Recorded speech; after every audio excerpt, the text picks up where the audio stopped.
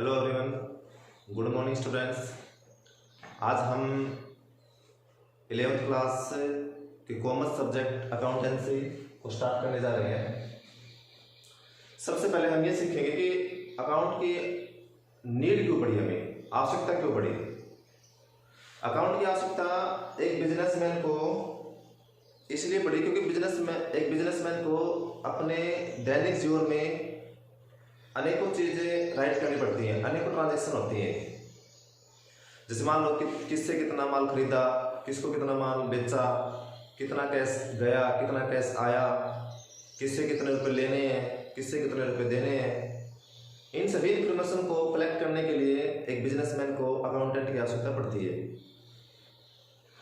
Accounting commerce का एक main subject है।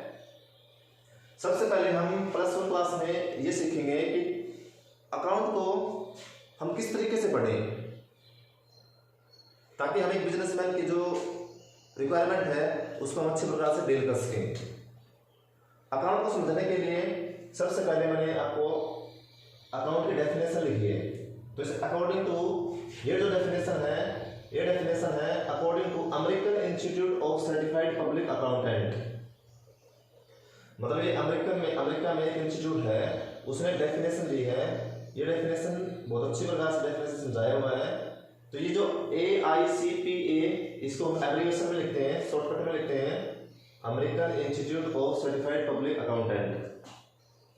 एक बिजनेसमैन को जिस प्रकार की आवश्यकता इंफॉर्मेशन की जरूरत पड़ती है, एक अकाउंटेंट उन सभी इंफॉर्मेशन को कलेक्ट करके हम बिजनेस से बाहर जो बिजनेस में इंटरेस्ट रखते हैं उनको हम पहुंचा देते हैं ताकि वो हमारे बिजनेस में अपना पैसा इन्वेस्टमेंट करें और मैक्सिमम से मैक्सिमम पैसा इन्वेस्टमेंट करें ताकि कंपनी या फर्म या कोई भी इंस्टीट्यूट है उसको अपना प्रॉफिट मैक्सिमम कर सके। तो सबसे पहले हम अकाउंटेंसी की डेफिनेशन पढ़ते हैं।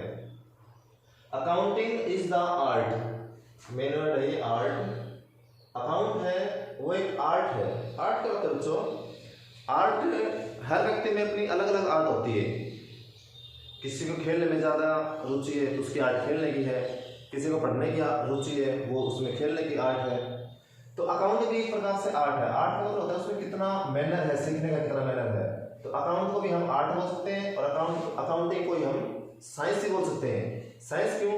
क्योंकि साइंस के अपने कुछ प्रिंसिपल रूल पे आधारित होती है साइंस।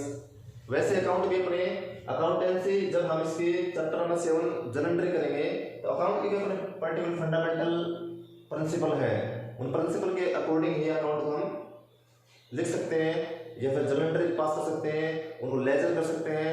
लेजर की मदद से हम ट्रायल बैलेंस तैयार करेंगे, ट्रायल बैलेंस से हम ट्रेडिंग अकाउंट, P&L अकाउंट और बैलेंस शीट तैयार करेंगे। बैलेंस शीट से व्यवसाय से बाहर जो इंटरेस्ट रखते हैं, बाहर वाले यानी इन्वेस्टर, वो हमारी फर्म में बैलेंस शीट को देख के ही पैसे इन्वेस्टमेंट करती है। बैलेंस शीट से हमको ये पता चल जाता है कि हमारे बिजनेस में कितने तो एसेट्स हैं पेंडिंग और कितने हमारे पास लायबिलिटी है। उनको देख के किसी भी फर्म में इन्वेस्टर पैसे इन्वेस्टमेंट करता है। तो अकाउंट आर्ट भी है, साइंस भी है। आर्ट भी है, साइंस भी है। साइंस इसलिए है क्योंकि साइंस के फंडामेंटल प्रिंसिपल होते हैं, तो अकाउंट के भी बड़े फंडामेंटल प्रिंसिपल होते हैं। Accounting is the art of recording. Most important है बच्चों, इसमें देखो मेन वर्ड क्या है? Accounting is the art of recording, फिर classifying and summarising in a significant manner. Significant manner में होनी चाहिए वो सारी चीजें। In the terms of money, ये सभी मनी के टर्म में होनी चाहिए। कौन कौन सी? ट्रांजैक्शन एंड इवेंट, दोनों ट्रांजैक्शन और event, which are in part at least of a financial character, जो एक फाइनेंशियल करेक्टर का पार्ट होना चाहिए, कम से कम फाइनेंशियल करेक्टर का पार्ट होना चाहिए। एंड इंटरप्रेटिंग, और उसके बाद में इंटरप्रेटिंग करेंगे और फाइनल रिजल्ट को हम इन्वेस्टर को रिजल्ट प्राप्त होता है। तो बच्चों आज जो मैंने सर्कल किए हैं इन सभी के बारे में डिटेल से समझेंगे।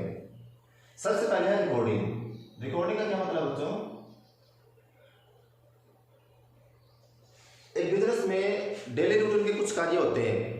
जैसे हम गुड्स को परचेज करते हैं, एक दिन में हम गुड्स को सेल करते हैं, कितना एक दिन में हम खर्चा करते हैं, उन सभी की रिकॉर्डिंग हम अलग अलग प्रकार से एक बुक में कर देते हैं, एक बुक में, जिसको हम जर्नल बुक बोलते हैं। Journal book. इस बुक में हम दैनिक जीवन में जितने भी खर्चे होते हैं या जितने भी इनकम होती है इस जर्नल बुक में हम पोस्टिंग कर देते हैं। रिकॉर्डिंग का मतलब सबसे पहले हम रिकॉर्डिंग हमने एक दिन में जितना भी खर्चा हुआ हम इसमें रिकॉर्डिंग कर देंगे। उसके बाद क्या करेंगे, इस जर्नल बुक में जितने भी हमने खर्चे या इनकम यानी एक्सपेंसेस और इनकम जितने भी हमने इसमें रिकॉर्ड किए हैं उनको हम अगली बार क्लासिफाई करेंगे। क्लासिफाई का मतलब होता है इसमें कौन कौन से खर्चे ऐसे हैं जो मतलब शॉर्ट टाइम के लिए, कौन कौन से खर्चे ऐसे हैं जो लॉन्ग टर्म्स के लिए, इसमें हमारी कितनी इनकम हुई, इनकम को अलग कर लेंगे और खर्चे को अलग कर लेंगे। तो हम उसके बाद क्या करेंगे, इस जर्नल बुक में जो भी चीजें लिखी हैं उनको क्लासिफाई कर देंगे। क्लासिफाई का मतलब होता है अलग अलग शो कर देंगे। जैसे मान लो कैश से संबंधित जो ट्रांजेक्शन हो कैश बुक में लिख देंगे, परचेज से संबंधित जो चीजें हो परचेज बुक में लिख देंगे। मान लो हमने जो भी माल गुड्स परचेज किया वो परचेज बुक में लिख देंगे। सेल्स से संबंधित कोई चीज हो सेल्स बुक में लिख देंगे, सेल्स बुक। अब मान लो किसी को हमने माल बेचा तो माल हम कैश में बेच सकते हैं, उधार में बेच सकते हैं। जो गुड्स हमने कैश में बेचा तो उसकी तो ट्रांजेक्शन कैश बुक में कर देंगे। लेकिन जो माल हमने उधार में बेचा तो वो एक बिजनेसमैन का डेटर बन गया, वो डेटर बन गया बिजनेसमैन का। तो हम डेटर लिखेंगे तो उससे हमारे पास आएगा BR। इसको बोलते हैं बिल रिसेबल बुक। ऐसे ही हमारा जो बिजनेस है हमने भी किसी से माल उधार में परचेज किया होगा तो हमारे लिए वो क्या बन गई, लायबिलिटी बन गई। हमें उसको पैसे देने हैं, अगर पैसे देने हैं तो हमारे लिए BP बन गया, मीन्स बिल्स पेबल। तो उसकी ट्रांजेक्शन हम BP बुक बना देंगे। जर्नल बुक में लिखेंगे सबसे पहले सभी रिकॉर्डिंग जर्नल बुक में लिखेंगे डेली रूटीन की। उसके बाद इनको क्लासिफाई करेंगे। कैश से संबंधित सारी चीज कैश बुक में लिख देंगे। उधार परचेज किया परचेज बुक में लिख देंगे। उधार हमने सेल किया सेल बुक में लिख देंगे। इनमें उधार परचेज उधार सेल आएगा, क्रेडिट परचेज और क्रेडिट सेल। जिससे हमारे पास पैसे आने हैं, आज कैश नहीं दिया लेकिन आगे आने वाले समय में हमें पैसे देगा वो BR बुक होगा। हमें जिसको पैसे देने हैं यानी हमने किसी से माल परचेज किया होगा उसको हम BP देंगे, बिल्स पेबल, वो हमारे लिए लायबिलिटी बन गई। तो ऐसे प्रकार से हम काफी कुछ लिख सकते हैं। अब मान लो हमने माल परचेज कर लिया तो हमें इस बुक में शो कर दिया। लेकिन कुछ माल ऐसा होता है जो माल उनमें से वापस करना होता है, किसी भी कारणवश वो खराब हो जाए, डिफेक्टिव माल आ जाए तो हमें उसको वापस करना होता है। उसके लिए हम परचेज रिटर्न बुक बनाएंगे।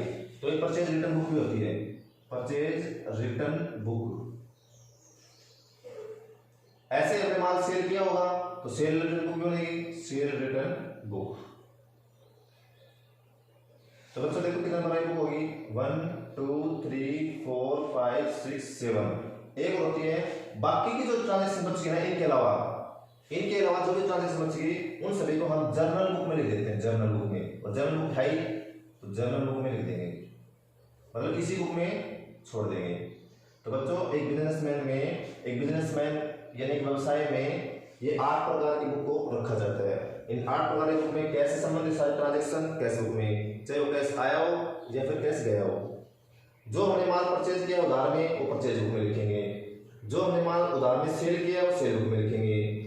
जो माल परचेज किया है उसमें से कुछ माल रिटर्न कर दिया उसको लिखेंगे परचेज रिटर्न बुक में।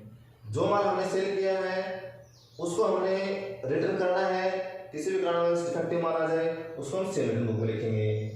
ठीक है, जिस व्यक्ति को हमने माल उधार में बेचा या उधार में खरीदा है, मान लो ये हमारा बिजनेस है, मान लो ये कोई मोहन नाम का लड़का है, मोहन इसने हमारे से माल परचेज कर लिया तो ये इसने हमारे से उधार माल परचेज कर लिया मोहन ने, तो ये हमारा बन गया डेटर बन गया। ये हमको पैसे देगा तो इससे हमारे पास देगा। अगर वो आज देता है पैसे तो कैश आ जाएगा हमारे पास आज।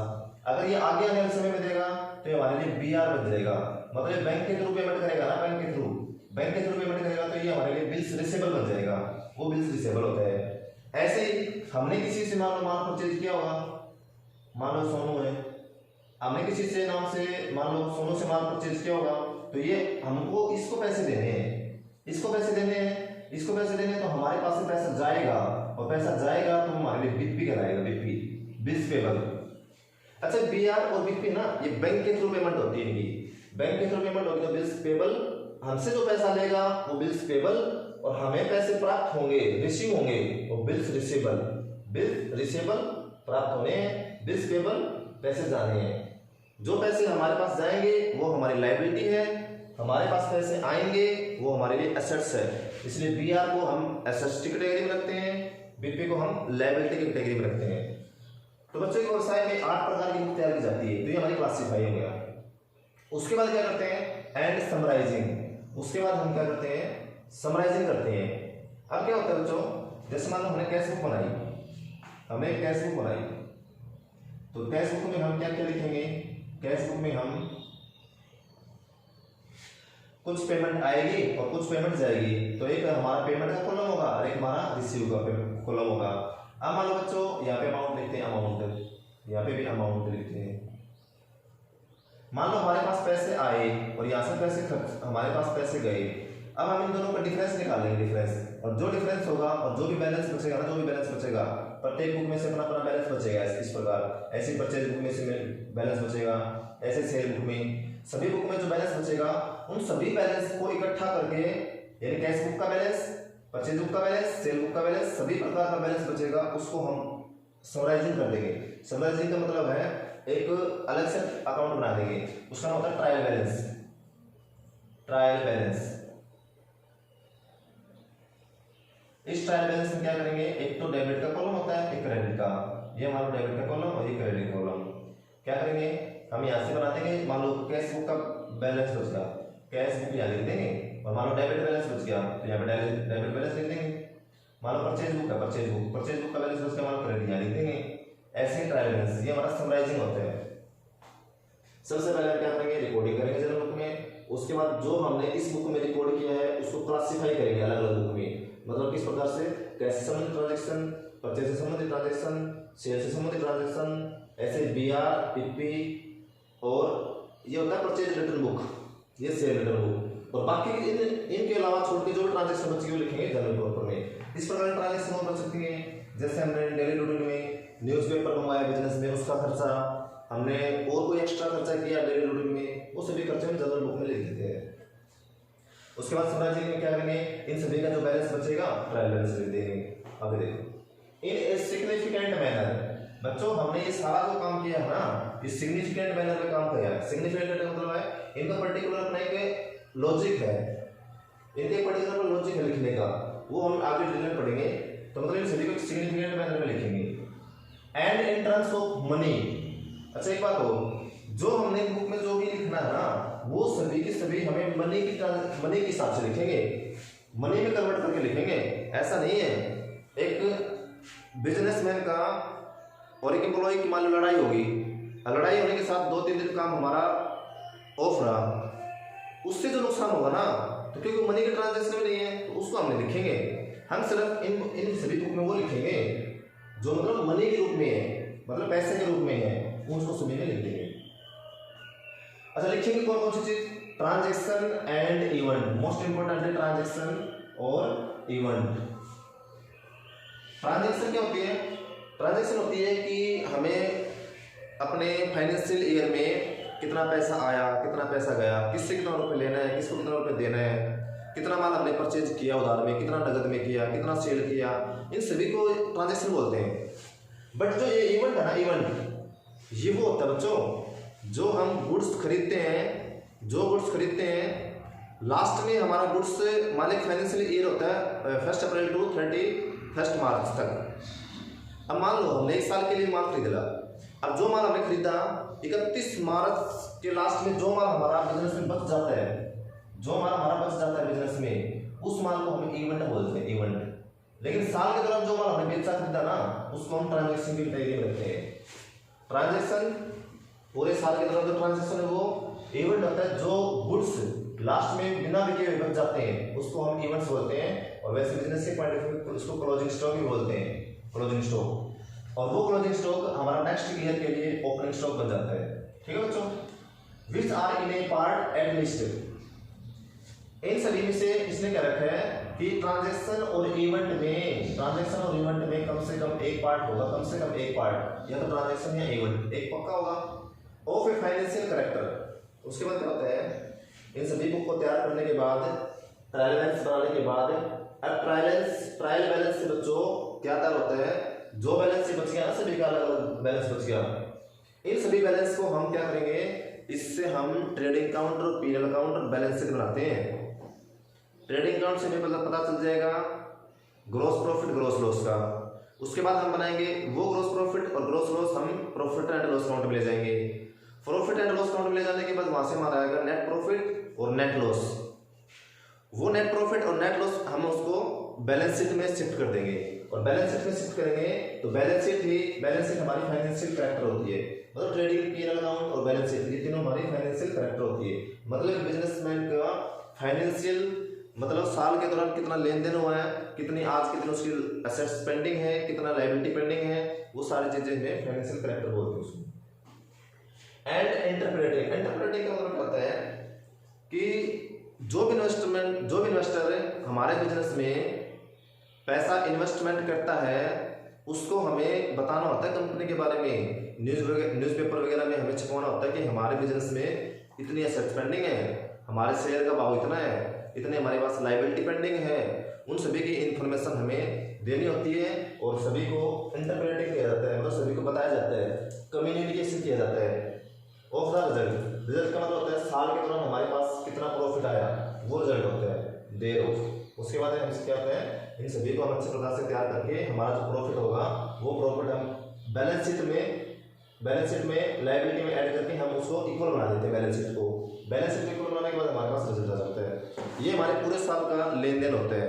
ठीक है बच्चों, आज हमने अकाउंटिंग की डेफिनेशन पढ़ी है, अकाउंटेंसी की डेफिनेशन पढ़ी है। इस डेफिनेशन का अलग अलग मेथड होता है, इसी डेफिनेशन के आधार पर हम इसकी अकाउंटेंसी की कैरेक्टरिस्टिक्स भी बना सकते हैं, इसी के आधार पर बनाते हैं। तो बच्चों आज हमारे डेफिनेशन पढ़ी है, आज इतना ही काम करेंगे, इसके बाद हम कल स्टार्ट करेंगे। थैंक यू बच्चों जो हमने इसकी जो भी चीज़ें हमें समझाई ना, अगर फिर भी आपको कोई प्रॉब्लम आती है तो इन सभी प्रॉब्लम को दूर करते हैं। तो आप इसमें व्हाट्सएप ग्रुप में नीचे लिंक दे रखा है, उसमें एक मोबाइल नंबर होगा, आप उस मोबाइल नंबर पे अपना कोई भी प्रॉब्लम है उसको आप सोल्व कर सकते हो और हमारे पास से कोई भी प्रॉब्लम सेंड कर सकते हो। ठीक है बच्चों इन सभी का जो नोट्स वगैरह है ना, वो हमारे व्हाट्सएप ग्रुप में PDF के रूप में आपको मिल जाएंगे और व्हाट्सएप नंबर हमारे लिंक में नीचे आपको दे रखे हैं। ठीक है बच्चों।